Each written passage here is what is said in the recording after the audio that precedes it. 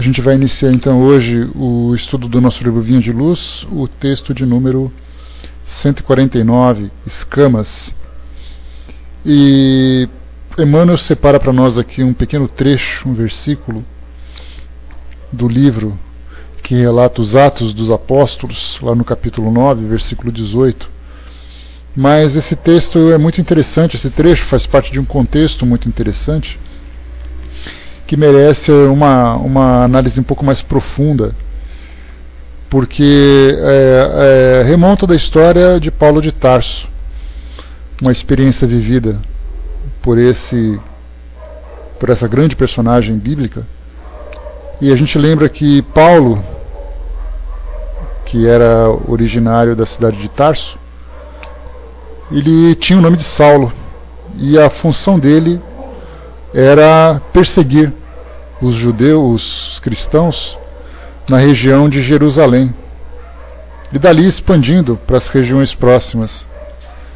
E indo para o norte, na região da Síria, ali na região de Damasco, a gente conhece bem essa passagem, ele então, indo com a sua tropa, ia em busca dos cristãos para levá-los presos a Jerusalém, e ali então sofrerem todos os tipos de tortura possível, para que ou renunciassem ou denunciassem aqueles que também eram seguidores, e eventualmente eram levados à execução. E aí então, chegando na cidade de Damasco, como nós conhecemos a expressão bastante conhecida, às portas de Damasco, ele teve uma visão de Jesus que o chamava para o trabalho que estava reservado para ele. E nisso ele perdeu a visão e teve na sua mente a clareza da presença de Jesus, que perguntava por que o perseguia, enquanto que os outros soldados que estavam ali juntos acompanhando esse representante da lei ouviram as mesmas palavras, mas não viam absolutamente nada. E aí então Saulo ainda, foi levado para a cidade de Damasco, até por orientação, para que ele fosse até lá, para receber o auxílio que ele precisava. E é aí nesse auxílio que entra agora o nosso personagem, um segundo personagem, que é o objeto do nosso estudo. Então eu vou fazer a leitura aqui do capítulo 9 do livro dos Atos, do versículo 10 ao 25, para a gente poder entender o que aconteceu exatamente. Ora, havia em Damasco um certo discípulo chamado Ananias, e disse-lhe o Senhor em visão: Ananias. Respondeu ele: Eis-me aqui, Senhor. Ordenou-lhe o Senhor: Levanta-te e vai à rua direita e procura em casa de Judas, não é o Judas Iscariotes, um homem de Tarso chamado Paulo, pois eis que ele está orando. E viu um homem chamado Ananias entrar e impor-lhe as mãos para que recuperasse a vista.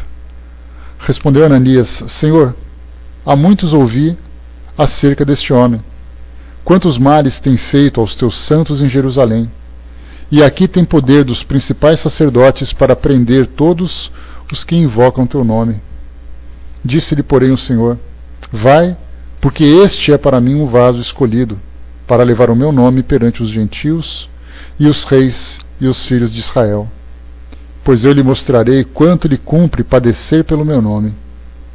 Partiu Ananias e entrou na casa, e impondo-lhe as mãos, disse: Irmão Saulo, o Senhor Jesus, que te apareceu no caminho por onde vinhas, enviou-me para que tornes a ver e sejas cheio do Espírito Santo. Logo lhe caíram dos olhos como que umas escamas, e recuperou a vista. Então, levantando-se, foi batizado, e tendo tomado o alimento, ficou fortalecido. Depois demorou alguns dias com os discípulos que estavam em Damasco, e logo nas sinagogas pregava a Jesus que este era o Filho de Deus.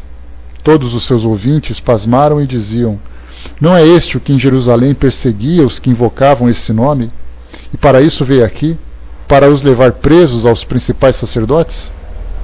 Saulo, porém, se fortalecia cada vez mais e confundia os judeus que habitavam em Damasco, provando que Jesus era o Cristo. Decorridos muitos dias, os judeus deliberaram entre si matá-lo, mas as suas ciladas vieram ao conhecimento de Saulo. E como eles guardavam as portas de dia e de noite para tirar-lhe a vida, os discípulos, tomando-o de noite, desceram-no pelo muro dentro do cesto. E aí continua a história, mas o mais importante é exatamente aquele momento do encontro entre Saulo e Ananias, que já era um cristão convertido, e que foi então chamado, apontado para que pudesse, indo em direção ao encontro de Saulo, promovesse aquela transformação física a que ele se submeteu, que ele sofreu. Mas Emmanuel traz para nós aqui algumas considerações a respeito dessa história, que faz um paralelo com aquilo que nós vivemos, diante de situações em que há aqueles que estendem a mão no momento em que nós tanto necessitamos, mas esse suporte, essa ajuda, esse auxílio, apenas nos tira daquela aflição momentânea, nos despertando para essa realidade, o amparo que nós recebemos do mundo espiritual, mas que depende de nós fazermos ali todo o trabalho necessário para darmos continuidade nesse caminho. Então Emmanuel diz o seguinte para nós, ele separou exatamente o versículo 18, que diz: "E logo lhe caíram dos olhos como que umas escamas, e recuperou a vista." E ele nos diz: a visita de Ananias a Paulo de Tarso, na aflitiva situação de Damasco, sugere elevadas considerações. Que temos sido nas sombras do pretérito, senão criaturas recobertas de escamas pesadas, sob todos os pontos de vista? Não somente os olhos se cobriram de semelhantes excrescências, todas as possibilidades confiadas a nós outros hão sido eclipsadas por essa incúria através dos séculos.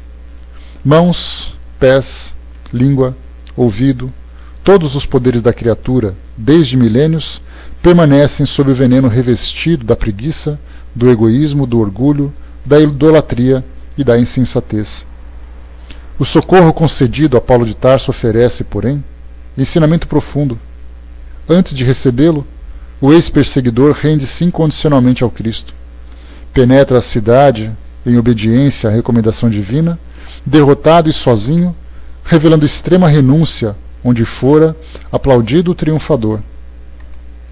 Acolhido em hospedaria singela, abandonado de todos os companheiros, confiou em Jesus e recebeu-lhe a sublime cooperação. É importante notar, contudo, que o Senhor, utilizando a instrumentalidade de Ananias, não lhe cura senão os olhos, restituindo-lhes o dom de ver. Paulo sente que lhe caem escamas dos órgãos visuais e, desde então, oferecendo-se ao trabalho do Cristo, entra no caminho do sacrifício, a fim de extrair por si mesmo as demais escamas que lhe obscureciam as outras zonas do ser.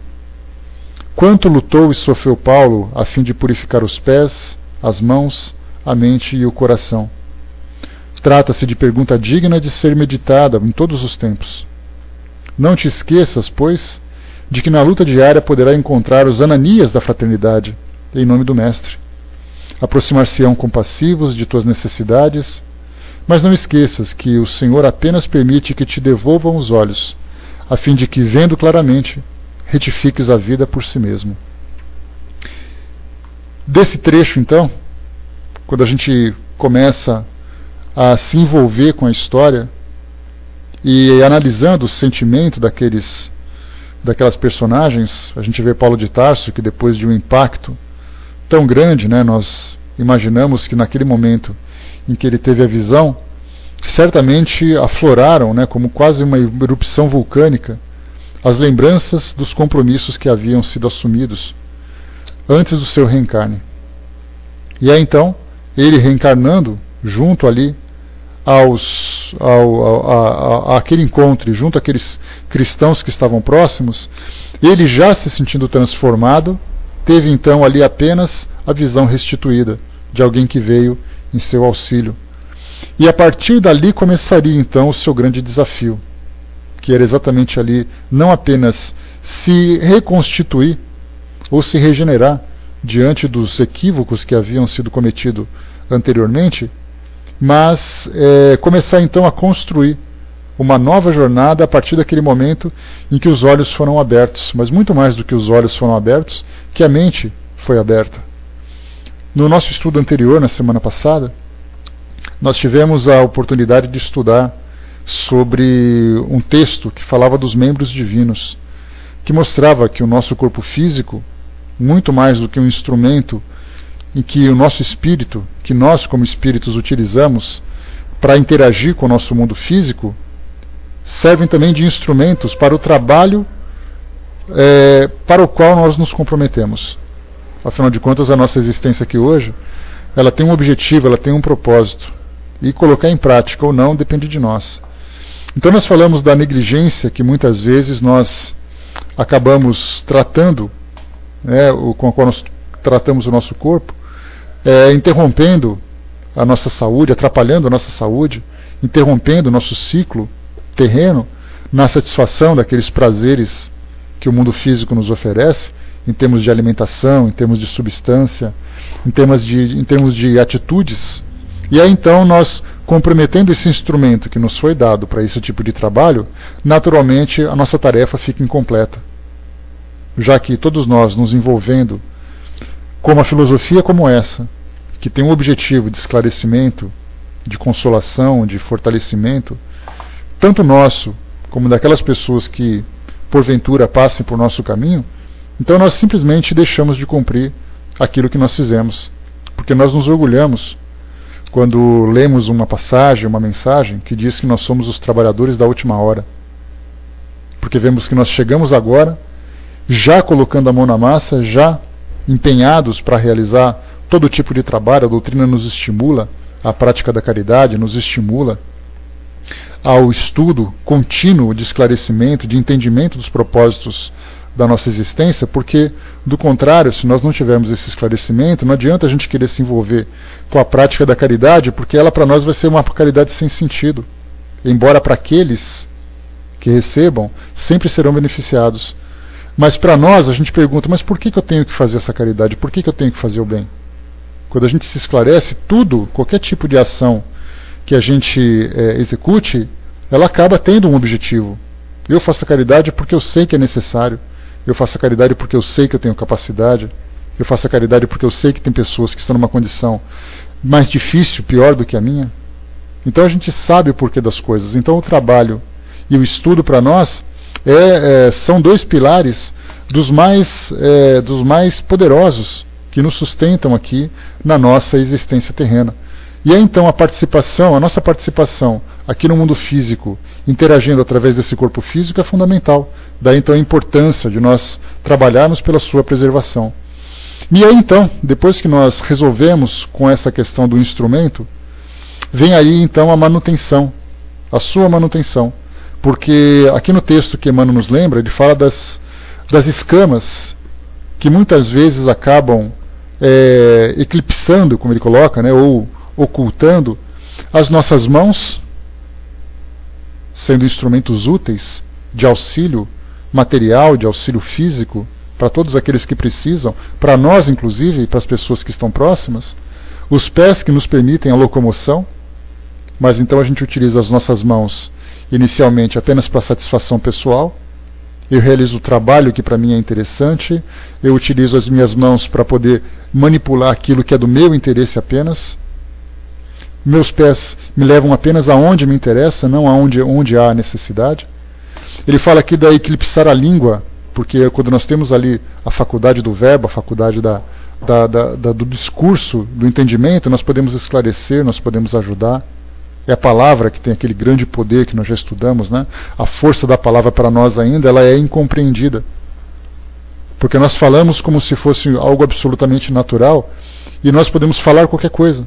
Mas nós não entendemos ainda de que forma que a nossa palavra, que o nosso verbo pode influenciar o meio onde nós nos encontramos.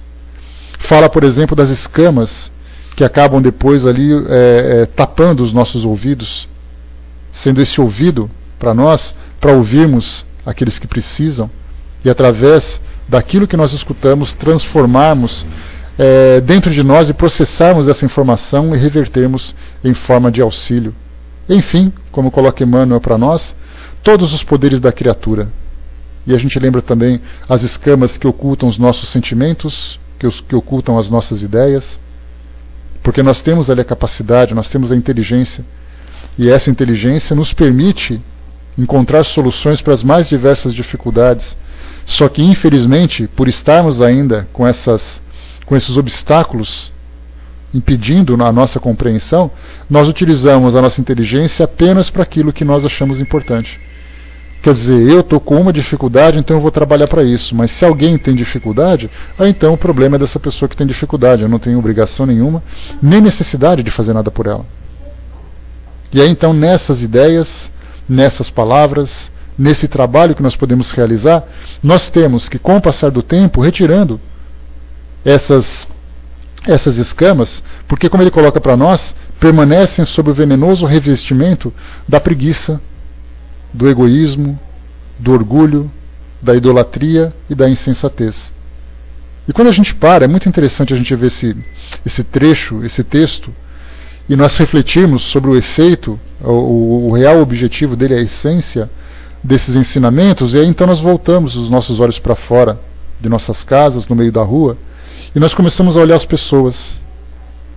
Olhamos a nós mesmos primeiro, naturalmente, mas é importante que a gente coloque os nossos olhos também diante do mundo e a gente comece a observar as pessoas.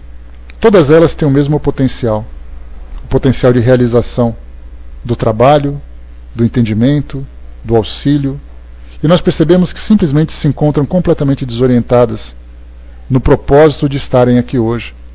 E nós muitas vezes nos encontramos no meio daquela massa humana que anda transitando pelo mundo sem sentido. Vão para um lado, vão para o outro, sem saber porquê, sem saber para onde, sem saber quais serão as consequências. E todos, sem exceção, com um potencial de realização.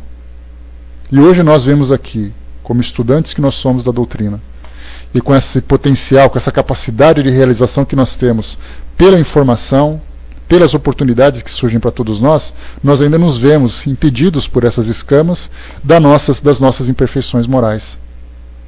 E aí coloca para nós aqui, então, Emmanuel, que esse socorro, na verdade, ele traz para nós um ensinamento profundo, porque mostra que quando nós nos predispomos a esse tipo de trabalho, que significa exatamente essa rendição a essa força superior, porque Paulo teve que ter o contato e dentro de si mesmo houve aquela grande transformação. Então ele sentiu que naquele momento ele foi tocado por algo especial. E como disse para nós aqui Jesus na citação do Evangelho, dizendo que Paulo seria um vaso muito importante para levar a mensagem aos gentios. Os gentios eram aqueles que não eram os cristãos, não eram os judeus. E então levava essa mensagem a todos eles. E aí então, nesse momento em que ele assumiu esse compromisso, como todos nós assumimos hoje, vem então aqueles em nosso auxílio trazendo para nós essa ajuda de retirar essas escamas dos nossos olhos, da mesma forma como aconteceu com Paulo.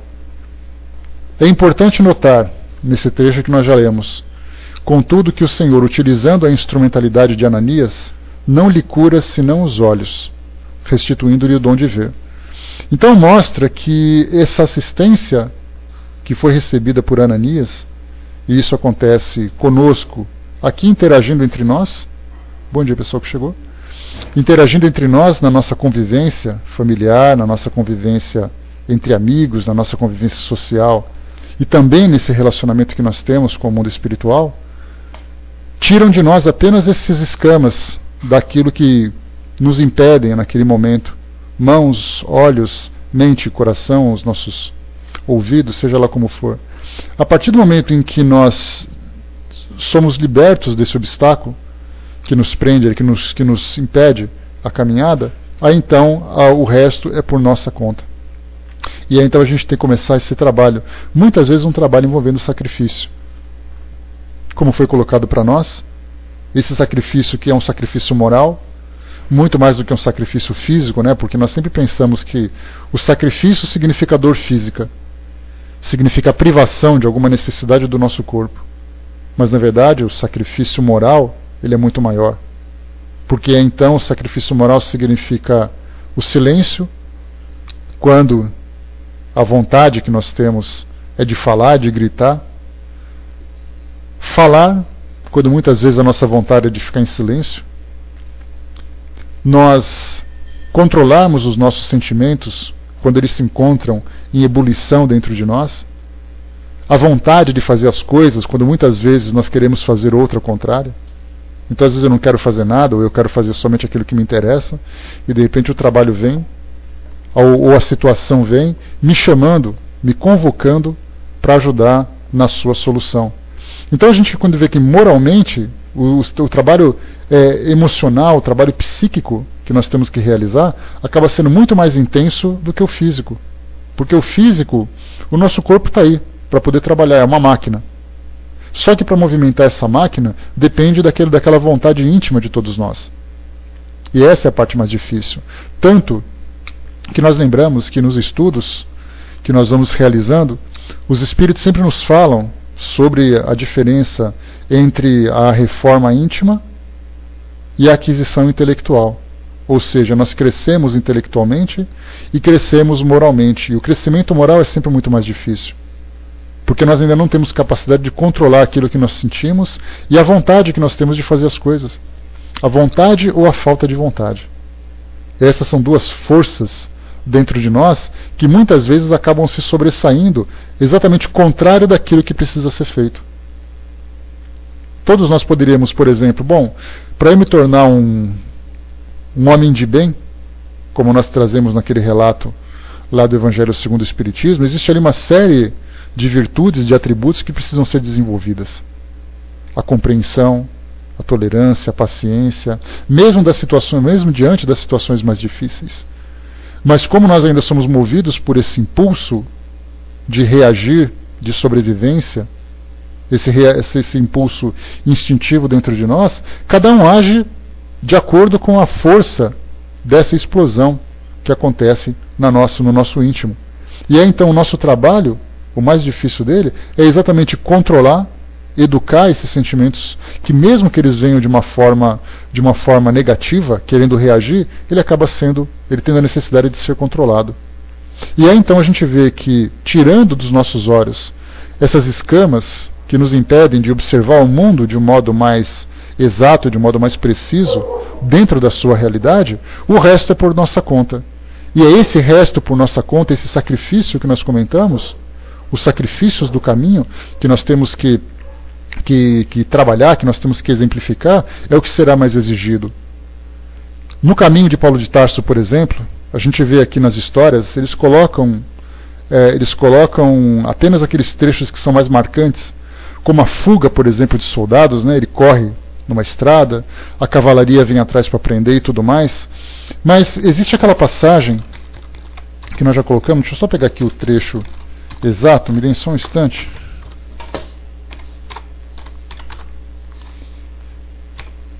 Está aqui, uma passagem que tem aqui a indicação de ter sido vivido por Chico Xavier, e coloca o seguinte para nós: certa vez, indagado sobre o comportamento do espírita perante o sofrimento, Chico Xavier, irmão espírita, deu a seguinte resposta: o espírita chora escondido, depois lava o rosto e vai atender a multidão sorrindo. As tristezas, as amarguras, pedem o remédio do trabalho ao próximo. A pessoa triste necessita ser motivada para as pequeninas tarefas que consiga executar. No desânimo diante das provas, encaremos os obstáculos com fé em Deus. Essa é a passagem que ele coloca para nós. Então a gente nunca imagina que um Paulo de Tarso chore, por exemplo, quando ele se vê diante de situações que ele não consegue resolver. Porque a vontade que ele tem de reformar o mundo por aquilo que ele aprendeu, por aquilo que ele recuperou na sua memória espiritual, de lembrar que tinha se comprometido em fazer a divulgação, não de uma palavra, de um evangelho, sempre uma propaganda, digamos assim. Ele não era um vendedor de mensagens. Na verdade, ele estava ali exatamente para poder exemplificar aquilo que o mestre também tinha feito. A gente lembra mais uma vez que ser seguidor não significa ir atrás. Ser seguidor significa fazer o mesmo trabalho. eu sigo aquela mesma filosofia fazendo a mesma coisa. E aí então, entrando nas estradas, né, dar continuidade, né, e mostrar. E aí então, quando a gente começa a conviver no mundo hoje, a gente vai seguindo dizendo assim, olha, o Evangelho fala de amor, o Evangelho fala de caridade. Então eu vou transmitir o amor e vou transmitir a caridade. Só que eu vou me deparar com pessoas que não se preocupam com o amor que eu sinto, tampouco com a caridade que eu pretendo realizar. Pessoas que vivem dentro do seu universo, ainda, digamos assim, oculto por essas mesmas escamas, que não conseguiram ainda ver além dos seus próprios interesses, o mundo do egoísmo, o mundo do orgulho, tratando a vida e as pessoas com agressividade. E aí então Paulo de Tarso, naquela época, ele não apenas encontrava com pessoas que não conviviam, que não desfrutavam, ou que não tinham interesse na mesma filosofia de vida, como ainda por cima era perseguido a ponto de ser ameaçado de morte. Então a gente pode imaginar quantas lágrimas foram derramadas por esse nosso apóstolo e por tantos outros que se encontram aí pelo mundo afora, mostrando que nós não somos exceções. Quando nós nos encontramos diante da desilusão, quando nós nos encontramos diante da aflição, da tristeza, do desânimo, dizendo assim, eu estou tentando fazer tantas coisas, mas infelizmente as coisas não acontecem, porque aquilo que eu posso fazer eu faço, mas aquilo que os outros fazem não depende de mim. E aí então nós somos tomados por esse desânimo. É aí que entra então esse sacrifício que Paulo de Tarso exemplificou, e tantos outros também abnegados que tiveram que abrir mão de muito daquilo que poderia proporcionar para eles algum tipo de prazer, para poder viver em função dessa mensagem verdadeira que começaram então a transmitir através do seu próprio exemplo. A Jane colocou, né, recuperar essas forças dentro de cada um ainda é motivo de muitas lutas internas, né? Recebemos todo o alimento necessário para uma caminhada reta, mas como disse Emmanuel, o veneno revestido da preguiça, do egoísmo, do orgulho, etc. Né? Ainda bem que já contamos com você todas as sextas-feiras para juntos formarmos essa força tão grande em nossas vidas. Né? Ainda bem que vocês estão aqui todas as sextas-feiras para que eu possa me fortalecer também. Porque é exatamente isso que a gente percebe. É muito fácil, como a gente sempre vê, e isso é bastante comum, nas comunidades religiosas de um modo geral. Por que as pessoas se reúnem nessas comunidades? Nas suas igrejas, nos seus templos, nos seus centros espíritas, em suas sinagogas? Por que elas se reúnem ali? Porque elas juntas conseguem se fortalecer. Só que a realidade do mundo não acontece, não se desenvolve dentro dessas instituições. A realidade do mundo acontece da porta para fora. Na sua vida de relacionamento, no trabalho que precisa ser realizado, nas suas necessidades de sobrevivência. Porque ninguém consegue viver fechado dentro de um pequeno universo. Nós já vimos alguns exemplos pelo mundo afora de comunidades religiosas que simplesmente se isolam e vivem em função de si mesmos. Só que nós sabemos que essa não é a proposta que nós temos. Porque nesse caso seria assim, eu vou reencarnar, mas eu não estou preocupado com o mundo onde eu vou começar a fazer meu trabalho. Eu vou simplesmente me isolar de todos e depois eu volto para o mundo espiritual como se nada tivesse acontecido. Só que, na verdade, essas situações, esse tipo de vida que essas pessoas levam mostra exatamente o desperdício de oportunidade. Que a pessoa vem para se transformar e vem para transformar. E depois ela volta não tendo feito absolutamente nada, porque ela se isolou, ela se fechou dentro de si mesma. Então nós temos ali a vida contemplativa, como é trazido para nós no Livro dos Espíritos que nós estudamos, aquelas pessoas que vêm, se fecham e ficam simplesmente apreciando o lado bom da vida. O lado bom na sua visão, porque na verdade a gente lembra que o trabalho que precisa ser realizado não é um trabalho apenas entre os bons. É entre aqueles que ainda não conheceram esse bem que a gente tanto tenta desfrutar, ou tanto tenta conquistar. Daí então que nós percebemos que nesse trabalho que nós fazemos, de todos os dias de reflexão, isso para nós é apenas um abastecimento. Na verdade, nós estamos aqui almoçando juntos, ou fazendo o nosso lanche. Depois que acabou aqui, todo mundo levanta, leva a sua bandeja e começa então a seguir para o mundo. Porque a gente não vive a nossa vida em função desse momento, a nossa realidade é outra. Basta a gente olhar com quem nós convivemos, quais são as nossas necessidades, qual é a nossa realidade. Então não adianta a gente querer brincar de faz de conta, querendo se iludir, acreditando que simplesmente viver em função desse discurso, viver em função desses estudos, já é o suficiente para a gente simplesmente resolver os nossos problemas. Eu sempre gosto de colocar que a nossa vida prática, a nossa vida cotidiana, nos chama a muitas responsabilidades e a muitos trabalhos.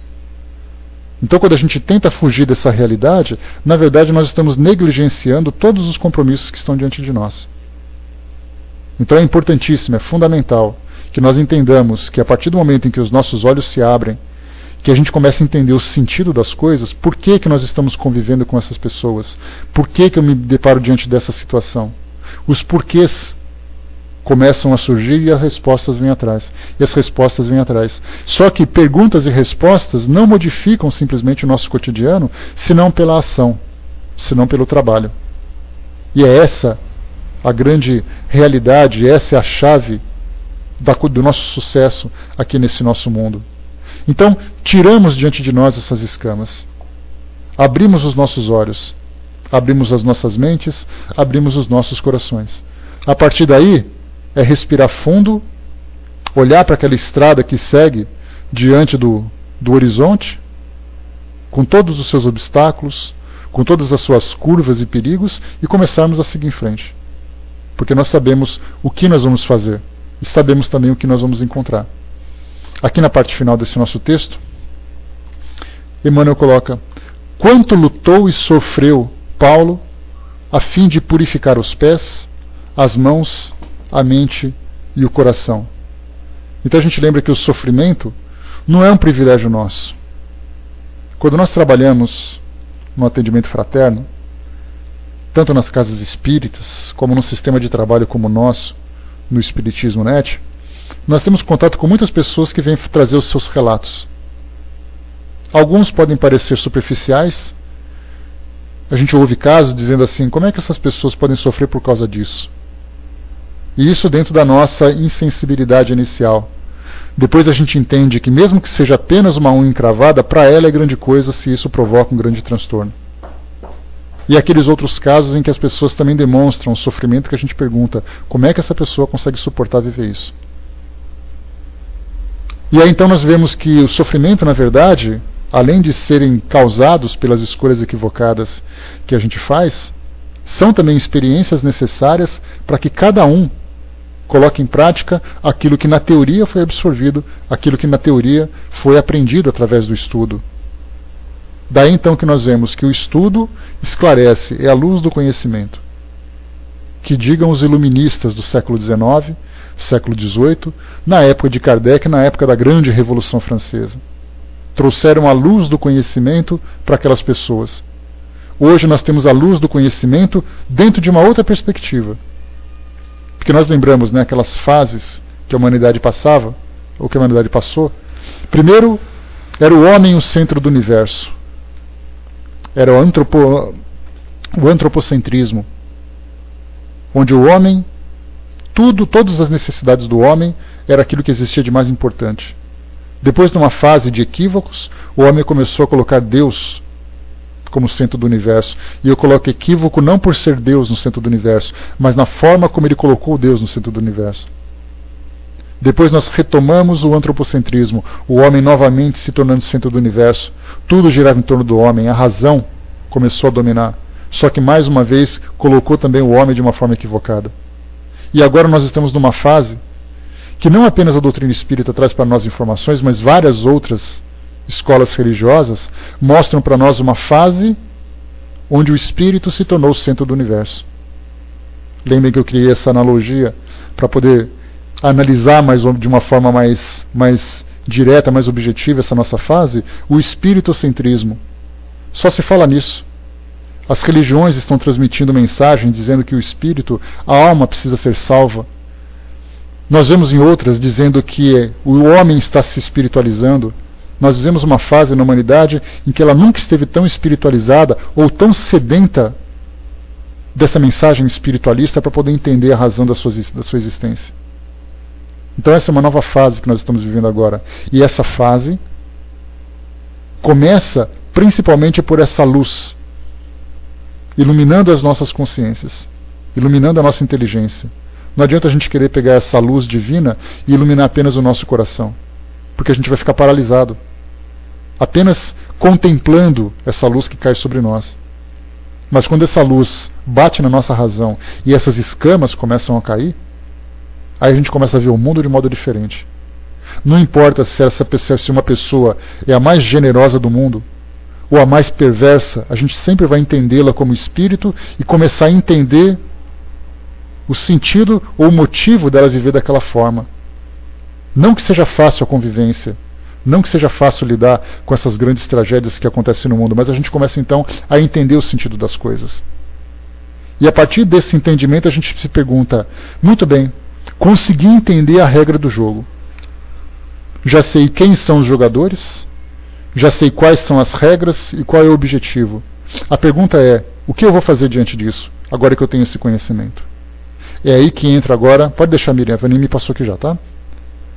Boa sorte, né? Vamos torcer para dar tudo certo agora.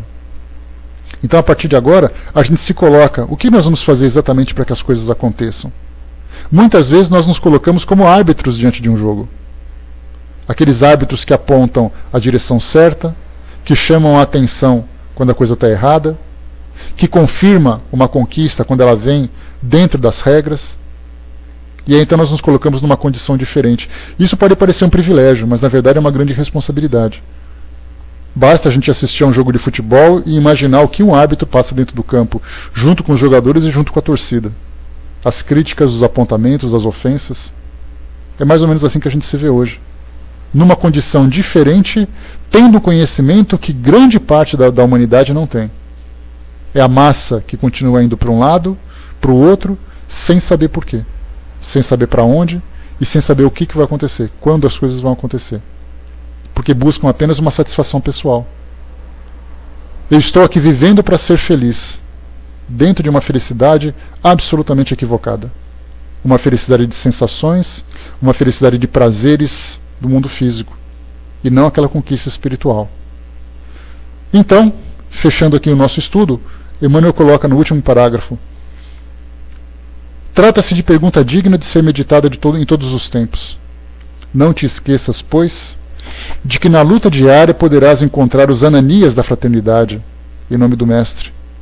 Aproximar-se-ão compassivos de tuas necessidades, mas não esqueças que o Senhor apenas permite que te devolvam os olhos, a fim de que, vendo claramente, retifiques a vida por si mesmo. Então é através do trabalho em benefício do mundo que nós conseguiremos equilibrar o mundo dentro de nós mesmos. Ou seja, é dando que se recebe, como se diz ali para nós, a mensagem atribuída a Francisco de Assis. Mas na verdade a gente sabe que esse dar significa exatamente essa renúncia, esse sacrifício. E aí então nós receberemos como recompensa os valores que vão se desenvolvendo dentro de nós.